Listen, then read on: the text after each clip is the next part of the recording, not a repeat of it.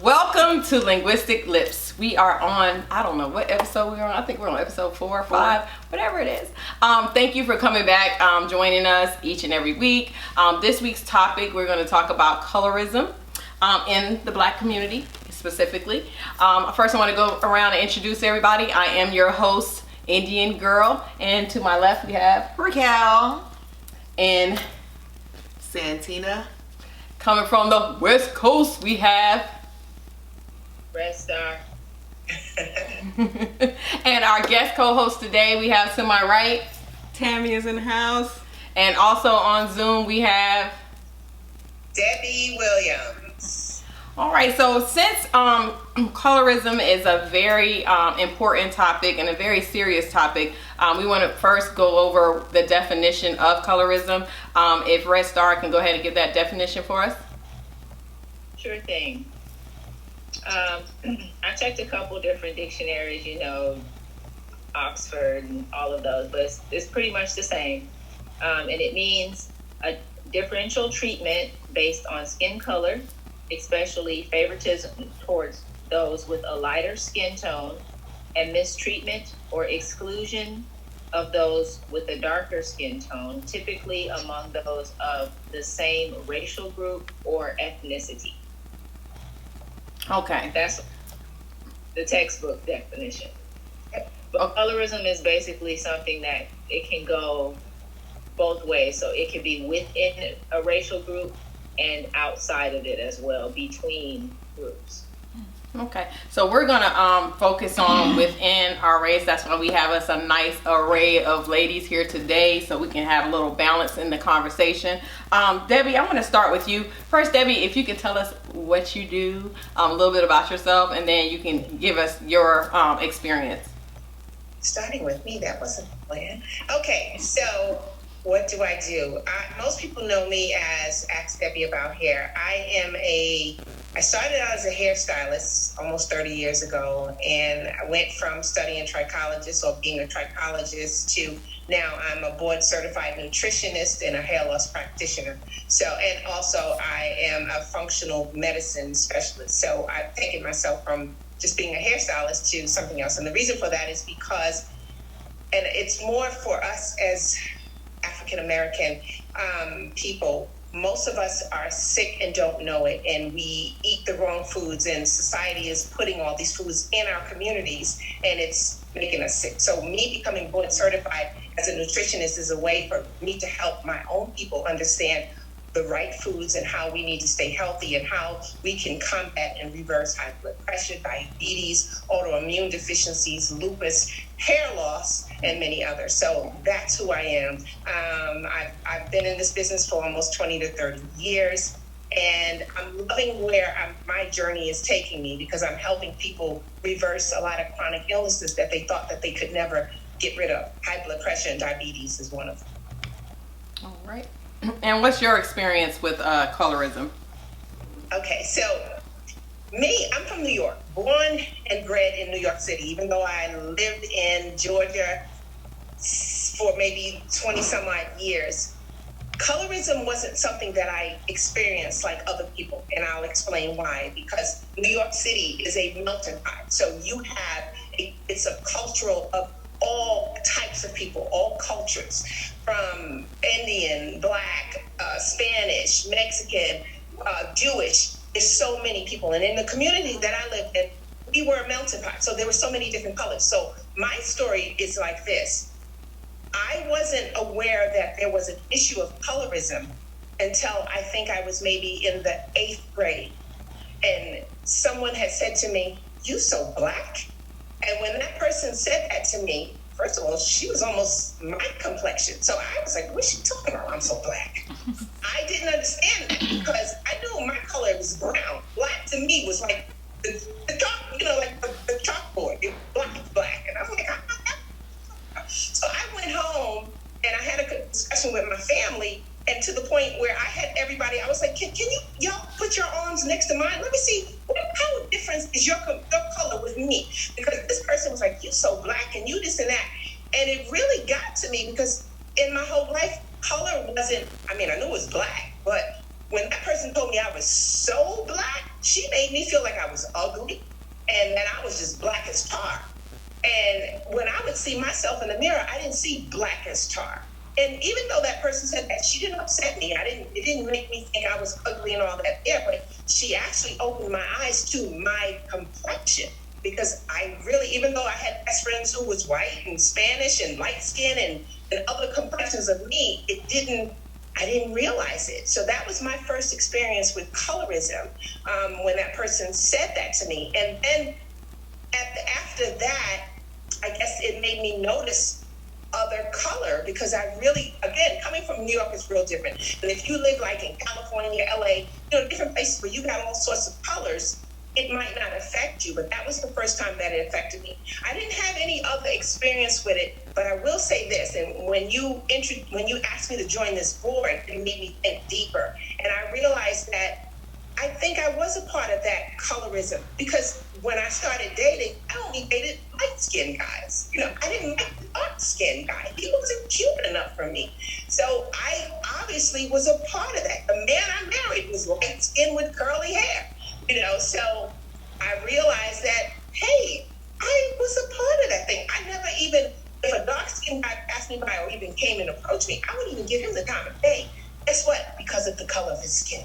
So I realized later on in life that I was actually doing the same thing that others were doing to me, in the way that I chose the type of man that I chose to date. Now, again, later on in life, I've changed it.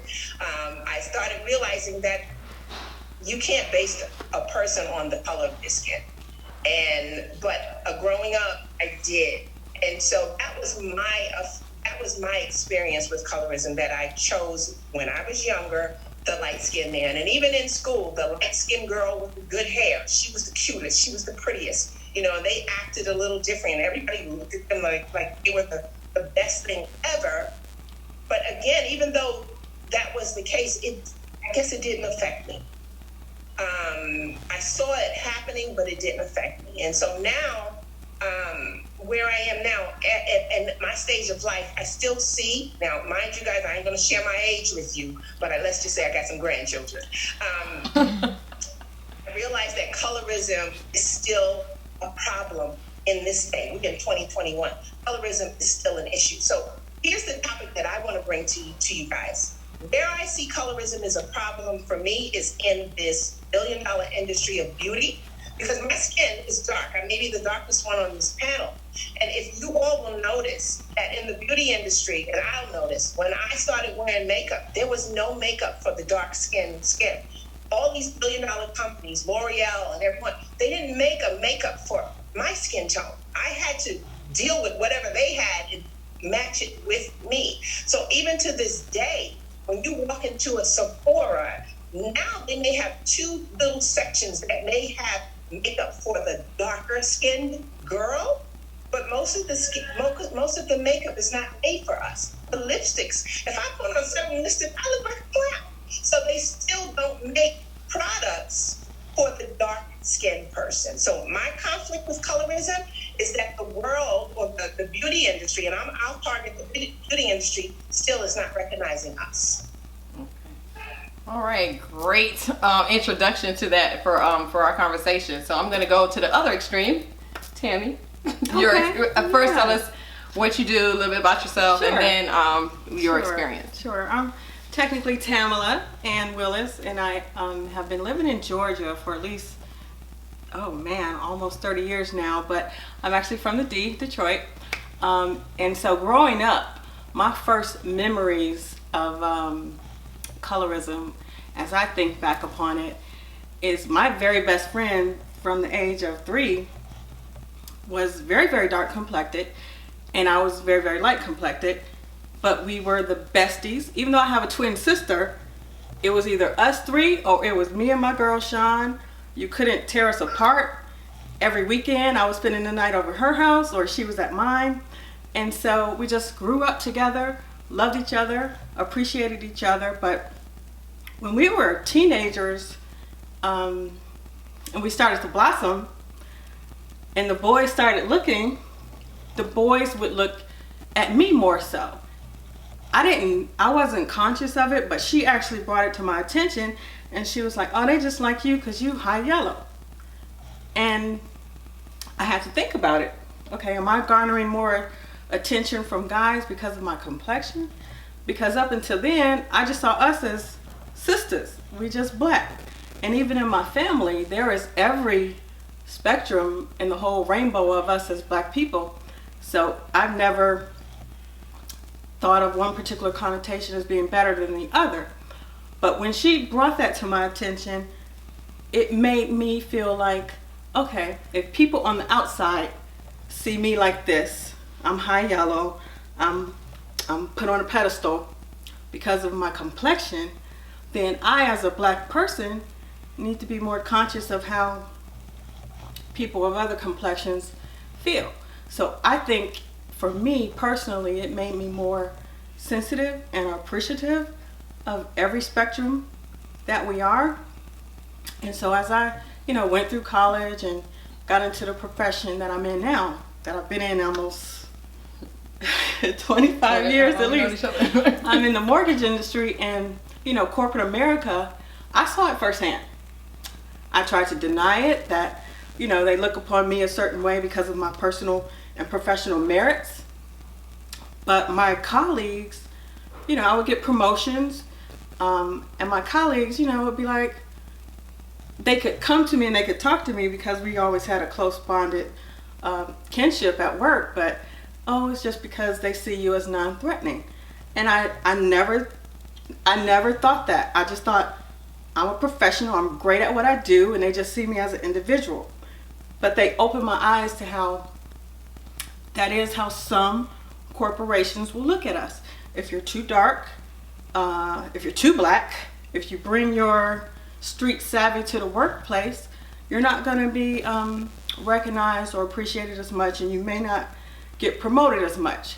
So for me, I think it made me more sensitive, more aware, and even to this day, my relationships with sisters in particular has never been compromised by colorism.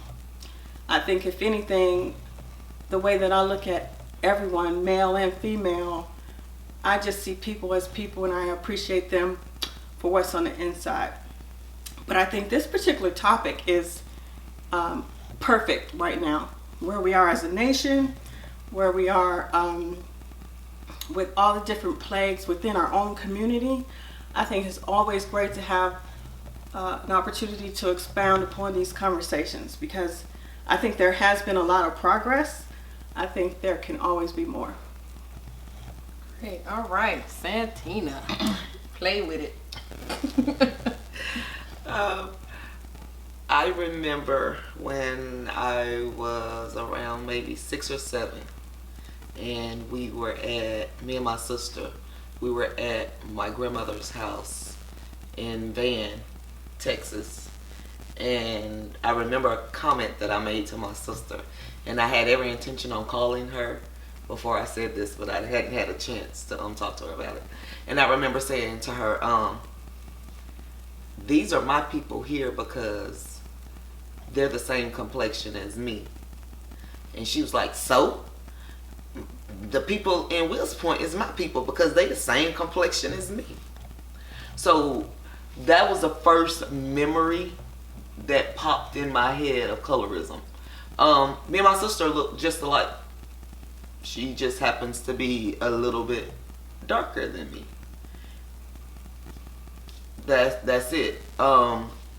As the other young lady said, I played a part in it because I would never date light-skinned guys. I always said that they thought they were too cute, and they stayed in the mirror a long time, and I didn't want anyone to take longer than me to get dressed. So it was like they would come up and try to, and I would be like, I'm just not interested. I was into the darkest thing in the room, like black. The blacker the better to me. But that was me and my preference. It just the conversation has and the thought of it has made me think of it more and look for it more, but I'm going to be more conscious of it and try to do my best to play a positive part in it, and make it a positive thing instead of a negative thing. But it's something that like I said, I never really thought about, but I appreciate this for bringing it to light.